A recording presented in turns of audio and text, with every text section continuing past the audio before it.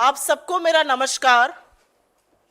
और मुझे याद है कि 15 फरवरी 2024 को जब इस देश के उच्चतम न्यायालय ने, the highest court of India, supreme court ने यह जजमेंट दिया था कि इलेक्टोरल बैन किए जाएंगे, तो इसका हम सब लोगों ने स्वागत किया था, क्योंकि राजनीति में जो शुचिता चाहिए उसकी ओर ये एक बड़ा कदम था। मुझे याद है इसी प्लेटफॉर्म से मेरे सहयोगियों ने और मेरे नेताओं ने आपको एड्रेस किया था और हमने इसका स्वागत किया था।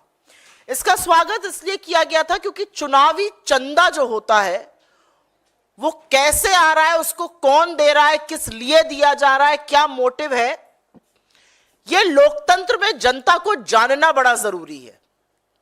और यह वाकई में एक ऐतिहासिक निर्णय था।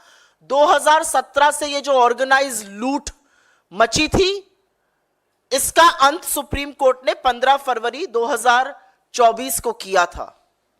उसके साथ साथ सुप्रीम कोर्ट ने इस देश के सबसे बड़े सरकारी bank, state bank of India को यह भी निर्देश दिया था, यह भी आदेश दिया था कि 6 मार्च तक इलेक्टोरल बॉन्ड के डोनर की सूची सार्वजनिक की जाए और चुनाव आयोग के साथ साझा की जाए।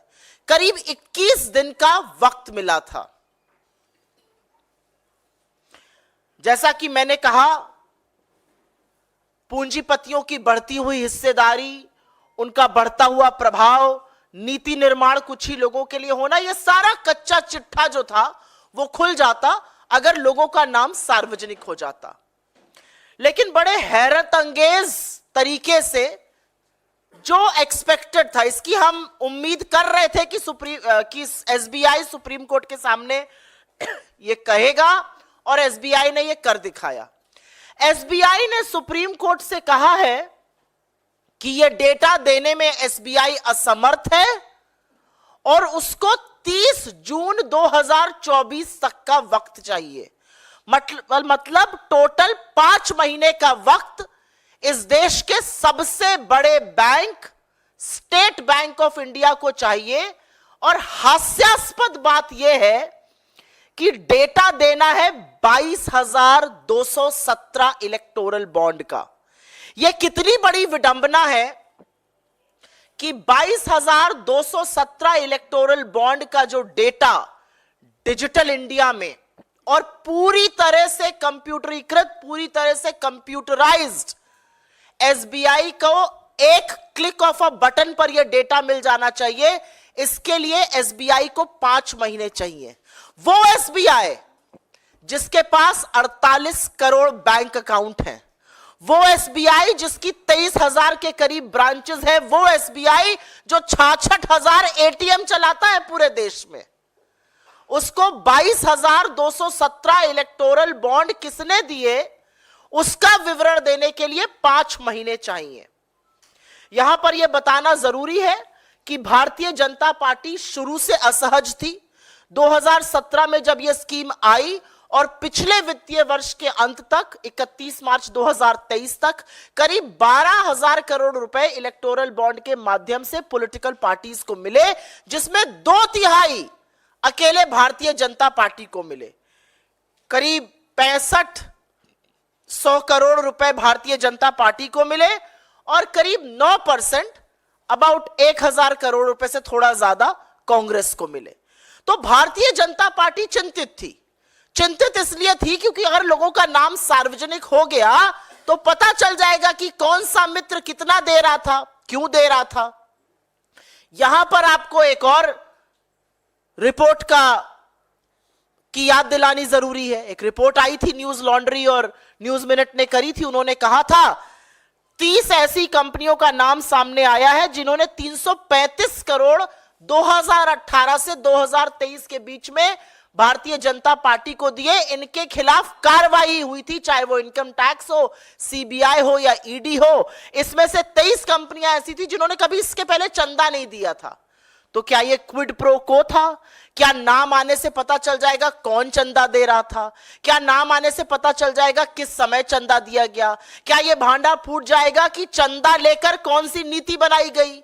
क्या ये सच सामने आ जाएगा कि चंदा लेकर किसके खिलाफ जांच बंद करी गई? क्या ये सच सामने आ जाएगा कि चंदा लेकर चंदा ना देने पर किसके खिलाफ जांच खोली गई, चंदा लेकर बंद कर दी गई? तो चंदा का भांडा फोड़ हो जाता। इसलिए एसबीआई का कहना है कि हमें 2024 30 जून तक का वक्त चाहिए।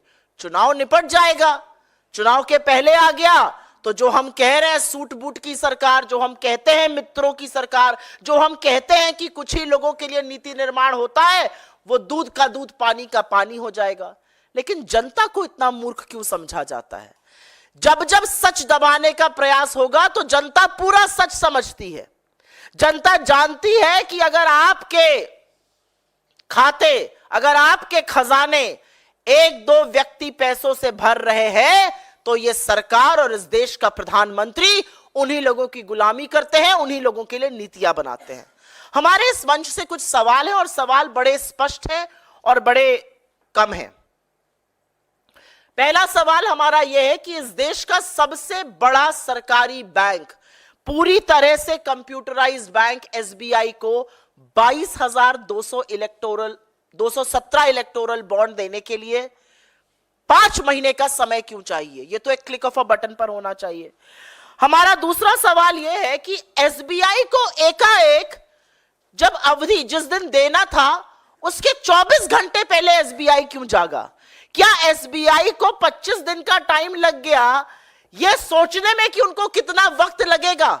और यह एक बड़ा सवाल है। एक और सवाल है और उसका मैंने उल्लेख भी किया कि 48 करोड़ अकाउंट, 66,000 करीब एटीएम, 23,000 करीब ब्रांचेस होने वाले एसबीआई को 22,000 महज अकाउंट के लिए 5 महीने चाहिए। यह कितना हास्यास्पद है। एसबीआई पर प्रेशर कौन बना रहा है? इस आर्थिक अनियमितता को, इस काले धन के गोरख धंधे को कौन पनपने दे रहा था? क्यों एसबीआई पर दबाव बनाया जा रहा है? ऐसा क्या हो जाएगा अगर चुनाव के पहले ये नाम सामने आ गए? और सवाल यह उठता है कि क्या लोगों को लोकतंत्र में यह जानने का हक नहीं है कि कौन किस पार्टी को कितना और कब चंदा दे रहा है, जिससे वो देख समझकर वोटिंग के पहले अपना मन बना सके? यह पूरा गोरख धंधा है, अलायंस अब एसबीआई के साथ की गई है। हम लोग शुरू से कह रहे हैं कि भारतीय जनता पार्टी इस देश के हर संसाधन, हर संस्थान, हर संस्था पे कब्जा करना चाहती है। पहले सीबीआई, ईडी और इनकम टैक्स बने नए फ्रंटल, अब लगता है एसबीआई बन गया है। और समझना जरूरी है कि कितना भी षड्यंत्र एसबीआई और सरकार मिलकर रच ले, मोदी जी ने किससे कब कितना पैसा लिया और उसके एवज में जांच बिठाई या जांच बंद करी, उसके एवज में कौन सी नीति बनाई, इसका फैसला जनता करेगी, क्योंकि जनता सब देखती और सब समझती है। I will very briefly make a statement in English on this particular matter. It's of grave national importance. 24 hours before the SBI was supposed to make names public of who the electoral bond donors were, according to the Supreme Court order of 15th February 2024, not unexpectedly, but in a very shocking and brazen way, the SBI has approached the Supreme Court and has sought time until the 30th of June 2024 to make these names public. Why does the SBI need so much time? SBI is not just India's largest lender, it is a fully computerized bank. It operates 48 crore bank accounts, it operates 66,000 ATMs, nearly 23,000 branches all over the country and beyond India. And this SBI needs 5 months to be able to gather data for just 22,217 electoral bonds. Why is the BJP so scared of these names coming out?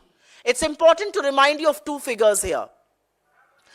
Between 2017 and 2023, from the onset of the electoral bonds till the end of fiscal year 2023 last year, about 12,000 crore rupees was collected by political parties through electoral bonds. It wasn't shocking, But 2/3 of that went to the BJP, nearly 6,500 crore rupees. The Congress got a measly 9%.